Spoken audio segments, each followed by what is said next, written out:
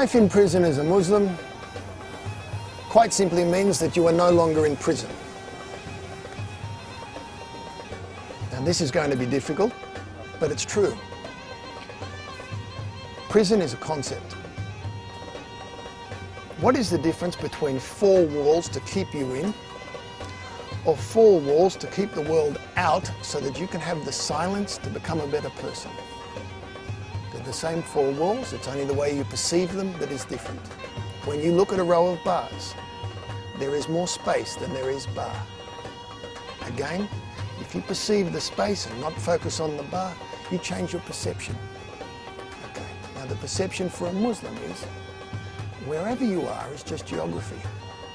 The prison is your nafs. The prison is within yourself. The prison is the prison that you need. The greater jihad. The greater jihad is improving ourselves, becoming the person we were designed to be, the person we should be, the person we can be quite simply, quite easily. This place gives you the opportunity to do that without distractions. What does prison mean for me as a Muslim? There is no prison. This is a test. You know, Allah doesn't give us any challenge that we can't handle.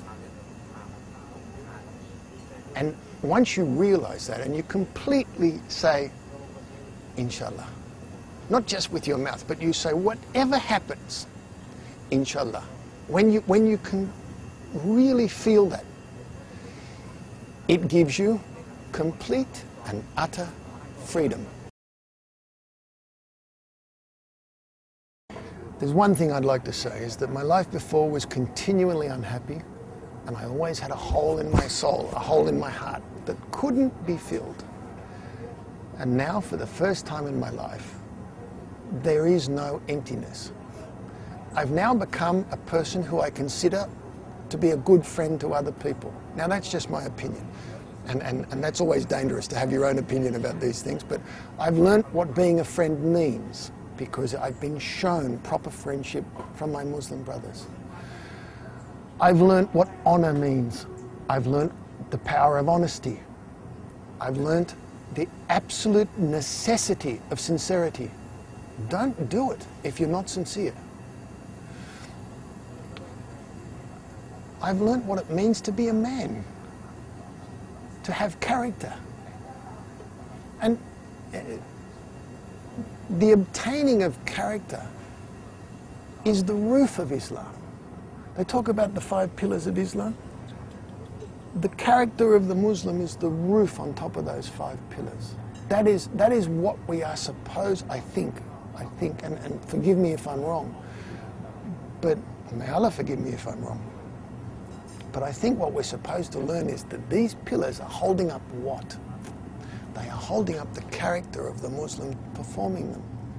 They are the support for who you become. And that is immense. You see, where I was starving myself was directly behind where the Muslims in my building would perform the Salat. So every day for Zuhur, only for the Zuhur prayer, this is the only one we can perform together. The rest of the time we're locked up. So I was in this room and all these men are coming here and they're praying, and then after Salat they would all come and sit with me and quite simply say, you don't have the right to do this.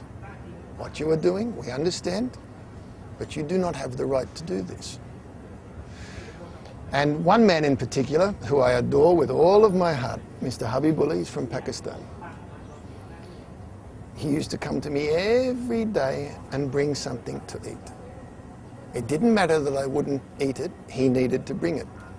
You cannot do this. He couldn't even speak English, but he would say every day, cannot. And I would ignore him and ignore him and ignore him. On the last day, when I decided to become a Muslim, this man came and put his arms around me and hugged me. And he said to me, now you are the same as my family. Alhamdulillah. And something inside me, bang! My connection to that man was cemented for the rest of my life. And the one thing I didn't know, and the thing that's been the greatest shock of Islam, is the brotherhood. In all of the things that they were telling me about these brothers when they would sit down with me when I was on that hunger strike, nobody talked about the feeling of the brotherhood. And yet it's one of the most profound aspects of our religion. We are all connected. Brothers and our sisters, we are all connected. And that bond transcends race, transcends language, transcends prison. It transcends all other bonds, transcends family. The bond of brotherhood in Islam should be promoted. I mean, I don't know how else to say it. We should talk about this. This is a huge benefit. There's a lot of lonely people in this world. You're not lonely in here.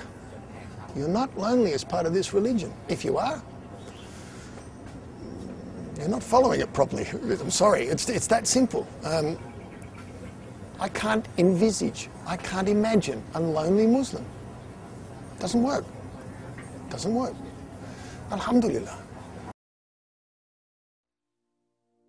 If someone had have told me about the benefit of this religion a lot earlier, I probably would have ignored them actually because I was terribly ignorant. But I would like to have been told anyway, whether I ignored them or not.